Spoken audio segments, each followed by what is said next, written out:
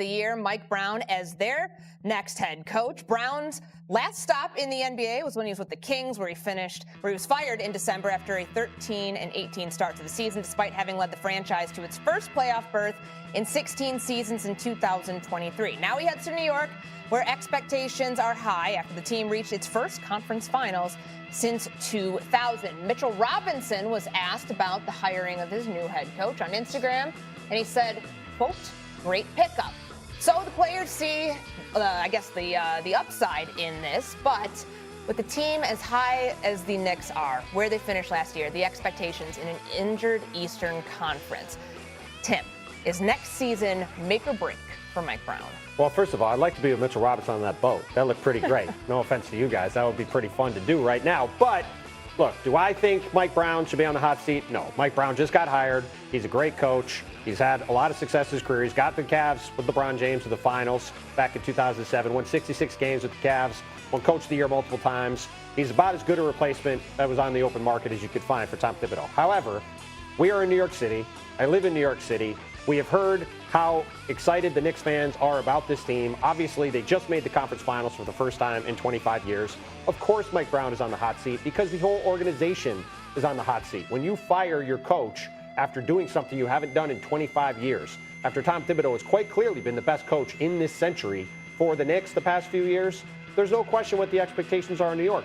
They have to make the NBA Finals, especially, as you said, Courtney, with Jason Tatum now out of the picture with his injury for the Celtics, with Tyrese Halliburton's injury making him now be out of the picture for the Pacers, with Miles Turner leaving the Pacers as well. Those teams are off the board. So you're looking at a situation where it's the Knicks, who were just in the conference finals, and the Cavs, who just lost in the second round, as the two teams that are the co-favorites atop the conference. The Knicks obviously are in the best position they've been in to make the finals since 1999 when they made it the last time. It could arguably be their best chance to win a title since they were in the finals in 1994. And they, by the way, have a 52-year championship drought that everybody here in New York City is desperate for them to break. So, yes, it might not be fair, but that's what the money's for. Mike Brown's going to get a lot of money to coach the Knicks. He's going to be under a lot of pressure to deliver from day one.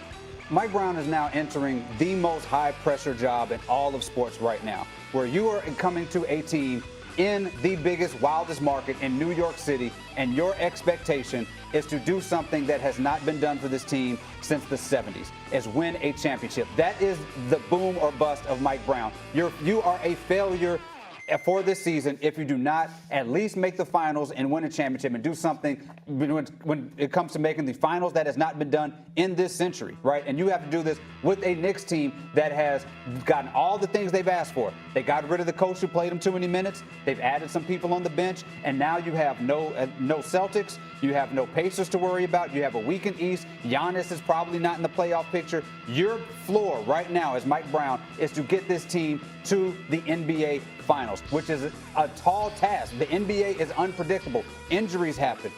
Because also, you making the finals, OKC is still there, right? You can make it out of the East. You still have a juggernaut, powerhouse team in OKC that you have to get to, but that is still the expectation. Do I think they'll fire him if he does not get to the finals? No, but I think his job could be in jeopardy if they peter out in the first round. Yeah. That, if they don't go, like, that is the margin of error that we're in. And I can't think of another coach in another situation in their first year on the job in a place like New York City where that is the Sox finally break their drought to win a title. We've seen the Cubs do it. We've seen the White Sox do it.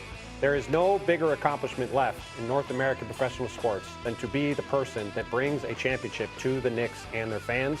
It is what makes it an incredibly attractive job. It's also what makes it an incredibly high stakes and high pressure job.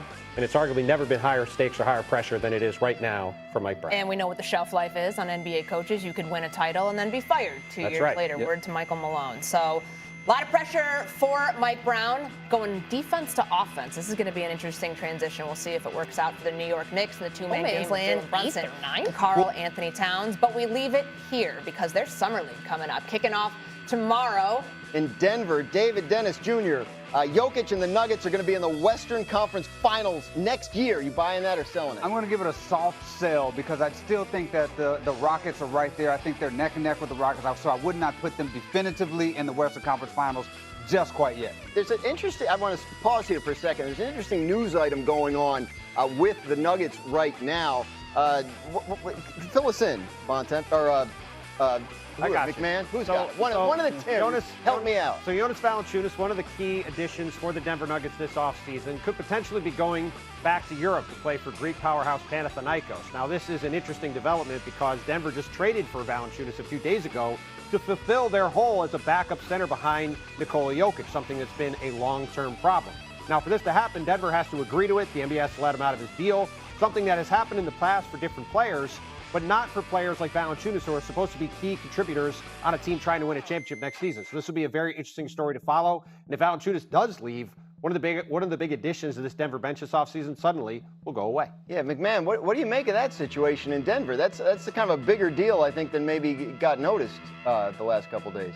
I mean, a complete stunner for the Nuggets. They felt like they finally, after years of searching and scrambling and frankly failing to find a legitimate backup for Nikola Jokic, found that guy. And then he's like, sorry, I'd rather go to Greece than Denver. So we'll see how that plays out.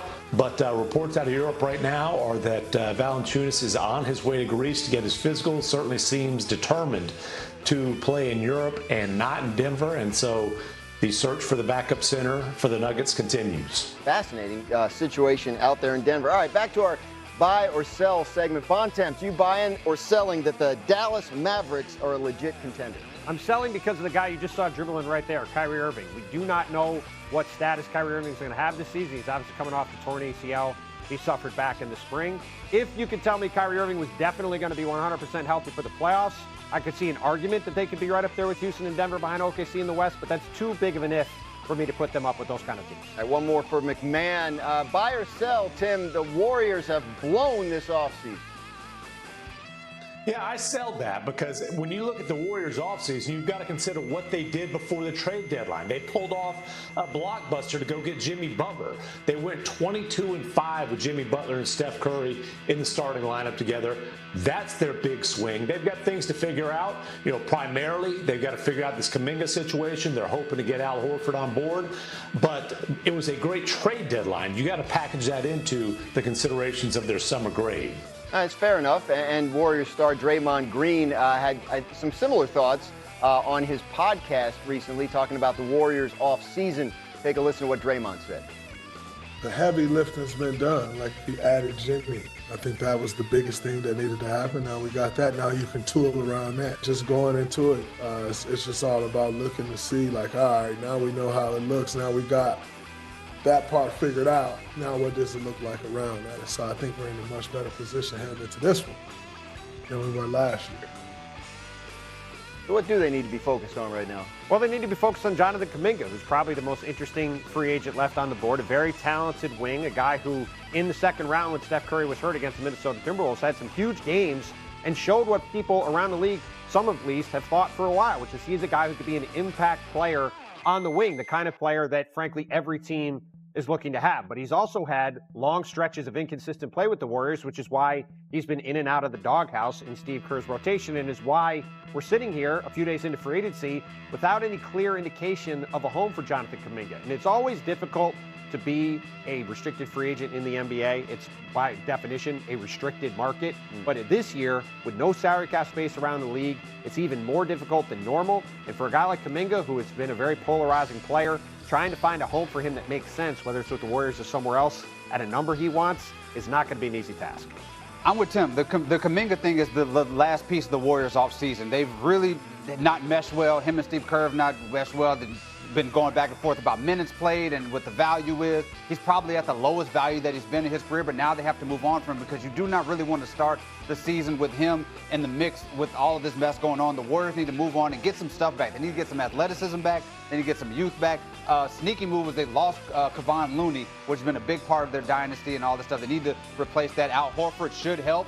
They're getting very old by adding Al Horford to that team of old guys they need to move Kuminga for some youth and a little bit of depth. But the Jimmy Butler move was huge. They're maybe a Steph Curry injury away from being in the Western Conference Finals, so I think they're on the right track. They just got to figure out that last piece. Yeah, you mentioned, getting older. It's a team that's, still probably trying to deliver at least one more for Steph and Draymond before it's all said and done. Are they in a position to do that before Steph's career is over? I think they are, in large part because Steph Curry is still playing incredible basketball. What he did in that first round with that Houston Rockets, one of the best defenses in the league, where he broke their spirit by the time that series was over. He still can be the most disruptive offensive force in the league right there along with Jokic.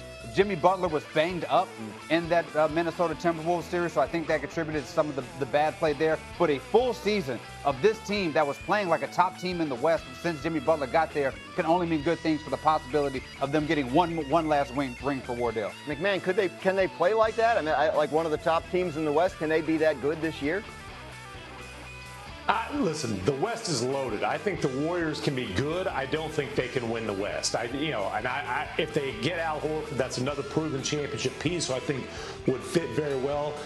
But I'm not going to sit here and tell you I think the Warriors can go to Oklahoma City and beat the Thunder. I don't think that's realistic. And honestly, I think the Warriors are probably somewhere in that 5 to 7 range in the Western Conference, not at the top. Funny you say that, because at ESPN Bet, they do have the 7th shortest odds to win the Western Conference, which means not a lot has changed because they finished 7th in the regular season this past year. Much more NBA